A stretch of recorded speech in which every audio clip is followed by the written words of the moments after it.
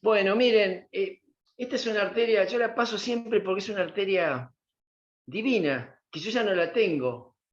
Esa es la arteria de una persona joven, donde tiene su endotelio, su muscular. Ojalá pudiéramos llegar todos a cumplir años y tener esa arteria. Esa arteria con los años se va deteriorando y es el envejecimiento, la arterioesclerosis, no la ateroesclerosis, que es otra patología. Pero esa arteria puede ir destruyéndose muy fácilmente por cifras de presión altas. Cifras de presión alta. Entonces, no hay edad para que alguien pueda tener una hipertensión arterial y lesionar esta arteria. Acá es un juego de factores de contracción, factores de relajación que tiene esa pared arterial, en base a péptidos vasoactivos. Fíjense que a la izquierda tienen todos los factores que tiene el endotelio que inducen a la contracción y aparte a la proliferación muscular. O sea que todos conocemos esas siglas: tromboxano, PGH2, radicales libres, endotelinas, todas las conocemos como que estarían causando un efecto deleterio sobre una pared arterial. Por otro lado, y esto es una balanza, tenemos factores relajantes derivados del endotelio, donde está a la cabeza el óxido nítrico, pero también la prostaciclina, y después los factores hiperpolarizantes derivados del endotelio. Si esto no se mantiene en distintas etapas de la vida, la arteria va a sufrir. ¿Qué es lo que ocurre normalmente con nuestra genética?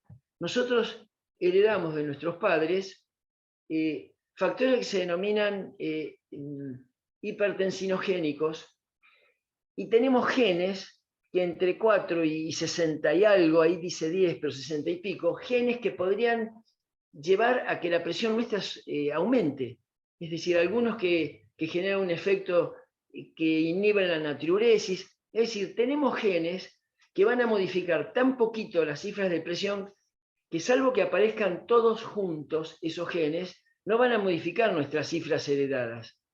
Pero ahí abajo dice factores ambientales, y eso es lo que nos va a dar nuestro fenotipo. El genotipo son esos genes que heredamos, pero el fenotipo depende de nosotros. Y ya en esta curva de acá a la derecha, nosotros vamos a heredar una presión sistólica inferior a 140, más o menos se puede hacer un corte ahí de 118, y el 50% de la población hereda esas cifras de presión. Pero si le agregamos factores que se denominan hipertensinogénicos, como puede ser el aumento de peso, se va desplazando hacia la curva hacia la derecha. Si le agregamos un consumo alto de alcohol, se desplaza más hacia la derecha. Heredamos 118 de sistólica por los genes, pero en poco tiempo, si nosotros agredimos con el fenotipo y agredimos con factores ambientales, estamos en 140. Es esa cifra, línea imaginaria en la cual tratamos de evitar pasarla. Sea cual sea la clasificación de la presión, vos hablaste de la clasificación americana, la clasificación argentina, la clasificación inglesa, está la europea, pero más o menos las cifras se están manejando con cifras óptimas y normales altas, y después estadios de hipertensión, sea 1 y 2 estadios o niveles hasta el 3. Bueno, pero ese cuadriculado que ustedes ven ahí es lo que le agregamos a la genética. Nosotros heredamos lo blanco y heredamos lo negro, para lo sistólico y lo diastólico. Si le agregamos ese aumento de peso o esa ingestión de alcohol o mayor cantidad de sal, la cifra va a subir. El que heredó una presión óptima, que es la primera, así está con 100 de sistólica y está con 60 y algo de diastólica. Así le agreguemos esos factores, no va a superar los 140-90, pero si nosotros estamos en el normal alto, que sería 130, 138 de presión arterial sistólica, apenas le agregamos 2 o 3 factores hipertensinogénicos, nos pasamos y ya somos hipertensos.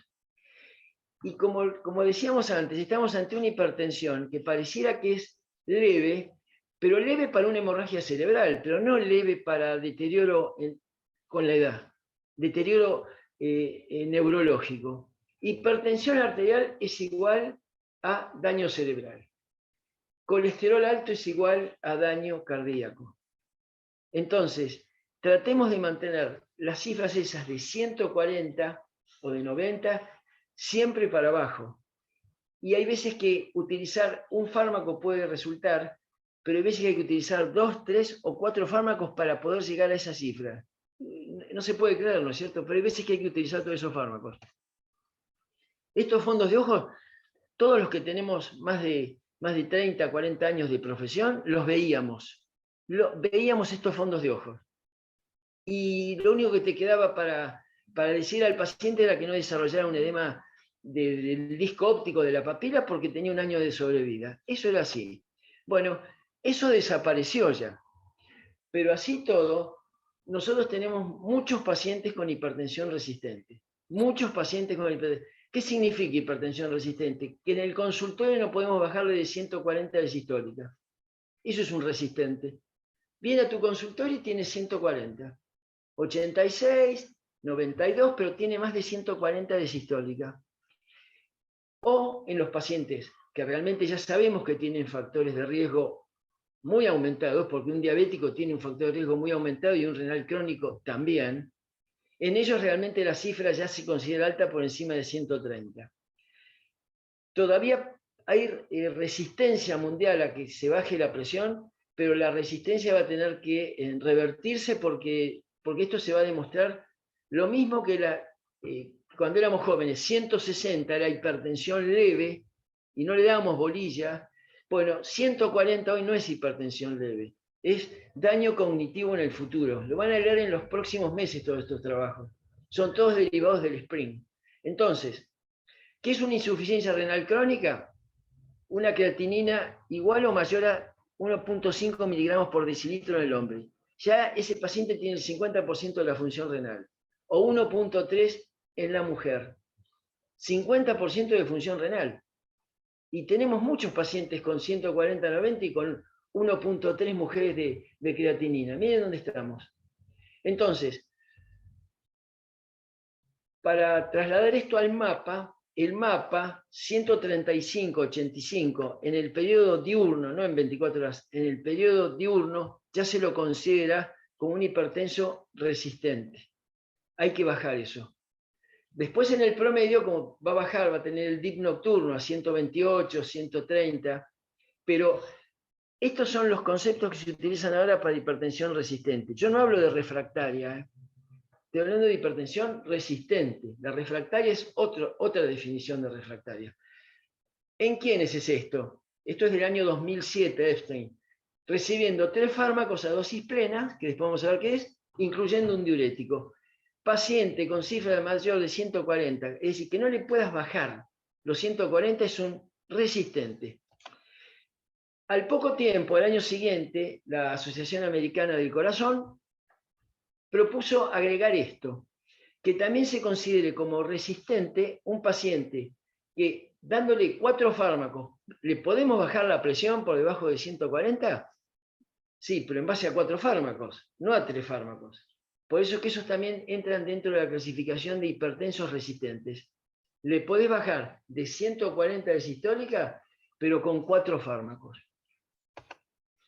La Sociedad Argentina agregó, de los consensos, agregaron que eso, establecerlo para todos los pacientes era de riesgo.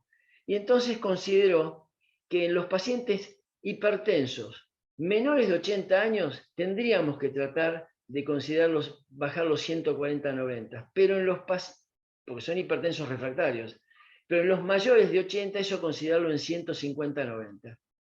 Es decir, se subió un poco el valor de lo que se llama resistencia en un paciente mayor de 80 años. Ninguno de nosotros le daría 4 fármacos a un paciente de 80 años o más por tener 140-90. No está dentro todavía de nuestra idiosincrasia. Es decir, yo creo que esto que ha dicho la Sociedad Argentina de Hipertensión con el grupo está bien. Permitir un poco más de presión en el paciente añoso o anciano, ya es anciano. Estas son las causas de hipertensión resistente. Están los pseudoresistentes, que son aquellos que les estamos dando o una dosis baja del medicamento o no lo estamos combinando bien. Los medicamentos hay que combinarlos, no hay otra alternativa, no hay otra alternativa. hay escape, el organismo se escapa, o por actividad del sistema simpático, o por actividad de, fundamentalmente, retención renal. Yo le bajo la presión a una persona, el riñón rápidamente quiere recuperar sal, porque tiene que subir la presión, no lo ve como fisiológico bajar la presión. Le parece al organismo de esa persona que subir la presión lo está mejorando. Y nosotros revertimos eso, porque sabemos el daño que va a ocurrir. Pero no podemos bajarlo nada más que con un fármaco, va a haber que combinarlo. La mala adherencia al tratamiento existe, más en la gente joven que en la gente añosa. Los ancianos le das 2 pastillas y toman las 2 pastillas. Los de la edad promedio 40, 50 siempre tienen una excusa para tomar menos. Bueno, el efecto guardapolvo blanco existe, pero acá hay algo que se denomina pseudohipertensión y que vemos cada vez más pacientes añosos, son aquellos que por tener la capa media calcificada, cuando le comprimimos, no podemos hacer desaparecer la onda del pulso. Entonces tenemos una presión que es anormal, y si nosotros medimos intraarterialmente, bueno, ahora se hace con aparatos no cruentos, vemos que no coincide lo que estamos midiendo afuera con lo de adentro. O sea que eso es una pseudohipertensión y tenemos que tenerla en cuenta como una resistente aparente, porque a lo mejor el paciente está bien adentro de sus arterias y afuera estamos midiendo cifras equivocadas. La verdadera está relacionada con asociar fármacos. El uso de antiinflamatorios es permanente en gente joven y en gente de mayor edad, y realmente a nivel renal todos inhiben la prostaglandina, la prostaciclina, que es la IG2, la inhiben y eso retiene sodio. Entonces, tenemos que dar un DAINE y agregarle un símil tiacídico o un tiacídico, o exigirle al paciente que ingiera cada vez menos sal, o que ingiera más potasio. Bueno, el alcohol, la sal, la obesidad, el sobrepeso, son todos elementos que los tenemos en cuenta. Hay que tratar de reforzarlo, porque si no, no vamos a llegar al control de los hipertensos. Los fármacos se los podés ir dando, cantidad, pero lo único que llega a compensar es cuando vos tratás de llegar a un peso más o menos normal, y si no lo lográs, por lo menos la reducción que sea apta para bajar unas cifras de presión. La presión va a generar daño, y el daño lo estamos produciendo por no insistir en determinadas medidas. La apnea de sueño es un elemento que se menospreció durante muchísimos años y sabemos que es una de las principales causas de hipertensión secundaria, de las principales causas. Así que, y con todos los aparatos nuevos y la forma de hacer el seguimiento y el control que hacen los neumonólogos, yo tengo pacientes en La Plata que los controlan desde Buenos Aires y le modifican el BiPAP, el CPAP se lo modifican desde Buenos Aires. Es decir, cambió todo lo que es el tratamiento de una apnea de sueño, realmente cambió. ¿Causas identificables? Bueno, nosotros tenemos, como dijo Carlos, de entrada nosotros tenemos una paciente, como era el ejemplo del caso que dio. Seguramente esa señora era una hipertensa esencial con una genética importante, pero nadie puede decir que no tuviera una hipertensión relacionada con un aldosteronismo o con alguna de las arterias renales que ya esté cerrándose. Era una paciente de 57 años o 67, es decir, no era un chico de 40, de 35. Entonces, tenemos que pensar en aldosteronismo primario, que cuando yo era un médico joven era el 0,4% de todos los hipertensos, y hoy la relación está entre el 4 y el 20% de los hipertensos. Es increíble, pero es así. Y eso se logró por utilizar empíricamente los antialdosterónicos, y se vio cómo se bajó la presión. La renovascular siempre existió. En las mujeres jóvenes hay que pensar en la fibrodisplasia, y en los añosos como yo y como algunos que están en la charla, hay que pensar en la aterosclerosis de las arterias renales, y existe eso. Y la auscultación del ombligo, al lado del ombligo, bien al fondo, porque hay que ir a buscar en retroperitoneo, apretar y soltar despacio. Si hay soplo y no hay un tocadisco funcionando cerca, lo van a escuchar el soplo. Las arterias renales son gruesas, son así de gruesas. Bueno, el Cushing es fácil de diagnosticar, el fiocromocitoma no es fácil, es muy poco frecuente, pero cuando existe va a tener una clínica bastante característica, realmente. Yo he visto 3 en toda mi vida. 3 en toda. Pero Matías, mi hijo, en la primera guardia que hizo como residente vio 1. Entonces, es decir, para él era el 100% eso, el ver un feocromocítoma. Y yo vi 3 en toda mi vida. Pero se dosarán catecolaminas en la orina y ya está. La hipertensión resistente esencial no es frecuente, es en menos del 5%, pero la causa más frecuente, yo la puse ahí, es el diagnóstico incorrecto o el tratamiento inadecuado. Seamos conscientes que no le damos la cantidad de medicamentos de los que tenemos, los que tenemos a diario. No hay que buscar mucho más medicamentos por el momento para la hipertensión. Con los que tenemos alcanza si los administramos bien y lo acompañamos con lo no farmacológico. Miren cómo insisto con lo no farmacológico. Los resistentes esenciales son los verdaderamente resistentes y el porcentaje es bajo. Es bajo.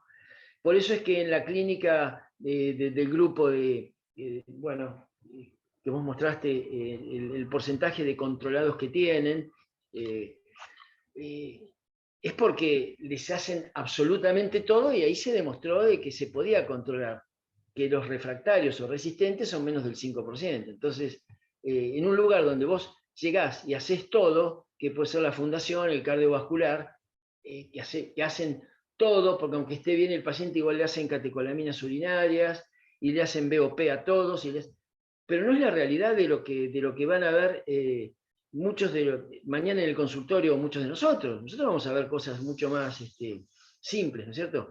Actualmente se acepta que un hipertenso no resistente refractario es aquel que recién controla la presión recibiendo por lo menos 5 fármacos. Entonces, hay resistencia verdadera, resistencia que no es tan verdadera si vos corregís factores. Y necesitas por lo menos 4 fármacos para controlarla, se lo considera como refractario, resistente. Si necesitas 5, ya es un refractario. ¿Qué mecanismo va a generar o puede generar que haya resistencia? O en el peor de los casos, refractariedad. El volumen está implicado, el sistema renina-angiotensina está siempre comprometido, siempre. Directa o indirectamente está siempre comprometido.